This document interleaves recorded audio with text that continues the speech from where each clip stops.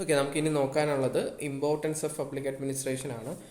നമ്മൾ nature and scope of public administration നോക്കി അതിൻ്റെ കൂട്ടത്തിൽ തന്നെ പഠിച്ചിരിക്കേണ്ട ഒരു പോർഷനാണ് importance of public administration the contemporary age which has witnessed the emergence of administrative state. അപ്പം നമ്മുടെ ഈ ഒരു കാലഘട്ടം സാക്ഷിയായത് എന്താണ്? അഡ്മിനിസ്ട്രേറ്റീവ് സ്റ്റേറ്റ്സിൻ്റെ എമർജൻസ് ആണ്.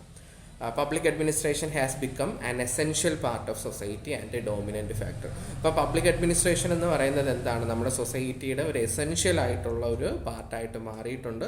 അതോടൊപ്പം തന്നെ ഒരു ഡോമിനൻ്റ് ഫാക്ടറായിട്ട് മാറിയിട്ടുണ്ട്. It is A creative factor. Public administration എന്ന് പറയുന്നത് ഒരു ക്രിയേറ്റീവ് ഫാക്ടറാണ്. അതിൻ്റെ മോട്ടോ എന്ന് പറയുന്നത് എന്താണ്? ഹ്യൂമൻ വെൽഫെയർ ആണ്, മനുഷ്യൻ്റെ ക്ഷേമമാണ്. These functions are over and above its regulatory functions. The viewpoints of eminent scholars as referred to below reflect the significance of public administration. കുറച്ചധികം സ്കോളേഴ്സിൻ്റെ കുറച്ചധികം വ്യൂ പോയിൻറ്റ്സ്, അവരുടെ കാഴ്ചപ്പാടുകൾ താഴെ പറയുന്നുണ്ട്. അതിൽ നിന്ന് നമുക്ക് പബ്ലിക് അഡ്മിനിസ്ട്രേഷൻ്റെ സിഗ്നിഫിക്കൻസ് അഥവാ ഇമ്പോർട്ടൻസ് മനസ്സിലാക്കാവുന്നതാണ്. ഇപ്പം നമ്മൾ ആദ്യം നോക്കാൻ പോകുന്നത് വുഡ്രോ വിൽസൻ്റെ വ്യൂ പോയിൻ്റ് ആണ്. വുഡ്രോ വിൽസൺ പറയുന്നത് എന്താണ്? Administration is the most obvious part of government. It is government in action. അപ്പോൾ അഡ്മിനിസ്ട്രേഷൻ എന്ന് പറയുന്നത് എന്താണ്? ഗവൺമെൻറ് എന്താണോ ചെയ്യുന്നത് അതിനെയാണ് അഡ്മിനിസ്ട്രേഷൻ എന്ന് പറയുന്നത്. ഗവൺമെൻറ് ചെയ്യുന്ന കാര്യത്തെയാണ് എന്തെന്ന് പറയുന്നത്? അഡ്മിനിസ്ട്രേഷൻ എന്ന് പറയുന്നത്. അതുകൊണ്ട് തന്നെ നമുക്ക് എന്തെന്ന് പറയാം? ഇതെന്ന് പറയുന്നത് എന്താണ്? ഗവൺമെൻറ്റിൻ്റെ ഒരു എക്സിക്യൂട്ടീവ് പാർട്ടാണ് അഥവാ ഒരു ഓപ്പറേറ്റീവ് പാർട്ടാണ്.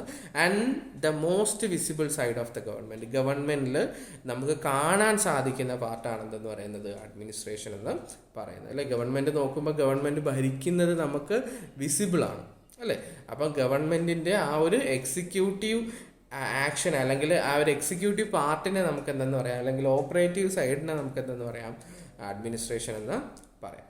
പിന്നെ അടുത്തൊരു WB ഡോൺഹാം എന്ന് പറയുന്ന ഒരു തിങ്കർ പറയുന്നത്, if our civilization fails it will be mainly because of break down of administration. അപ്പം നമ്മുടെ സിവിലൈസേഷൻ പരാജയപ്പെടുക, നമ്മുടെ സംസ്കാരം ഇല്ലാണ്ടാകുകയാണെങ്കിൽ അതിന് കാരണം എന്താണ്? It will be mainly because of break down of administration. നമ്മുടെ അഡ്മിനിസ്ട്രേഷൻ്റെ പതനമാണ് നമ്മുടെ സിവിലൈസേഷൻ്റെ പരാജയത്തിന് കാരണം എന്നാണ് ഡോൺഹാം പറയുന്നത്. പിന്നെ പോൾ ഷാപ്പിൾബൈ പറയുന്നത് ഒരു പ്രധാനപ്പെട്ട ഒരു തിങ്കറാണ്. Administration is the basis of government. ഗവൺമെൻറ്റിൻ്റെ ബേസിസ് എന്ന് പറയുന്നത്, അതിൻ്റെ ഒരു അടിസ്ഥാനം എന്ന് പറയുന്നത് എന്താണ്? അഡ്മിനിസ്ട്രേഷൻ ആണ്. No government can exist without administration. Administration ഇല്ലാണ്ട് ഒരു ഗവൺമെൻറ്റും നിലനിൽക്കില്ല.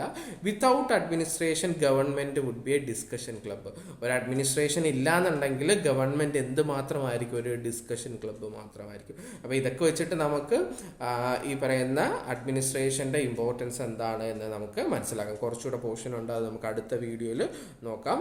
ഈ പറയുന്ന ഇമ്പോർട്ടൻസ് ഓഫ് പബ്ലിക് അഡ്മിനിസ്ട്രേഷനിൽ വരുന്നതാണ്.